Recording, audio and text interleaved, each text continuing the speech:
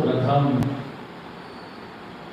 એક આપણને ખ્યાલ હોવો જોઈએ કે આ ક્ષણભંગુર મનુષ્ય જીવન મળ્યું છે.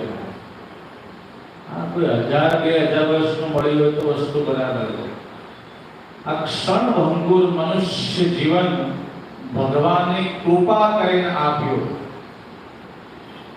હું તમને બધાને એમ કહું, કોઈ માણસ આપણી ઉપર બહુ જ કૃપા કરે અને તમે એની કૃપાનો તિરસ્કાર કરો, આ કેટલો મોટો અપરાધ કહેવાય.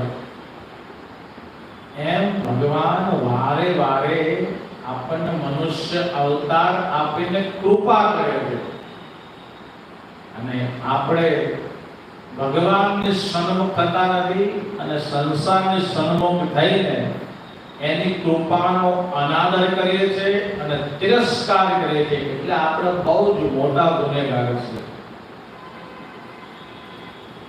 આ ખ્યાલ આવવો જોઈએ કે મને આ અવતાર મારા મોક્ષ માટે મને મળ્યો છે, ભગવત પ્રાપ્તિ માટે મળ્યો છે.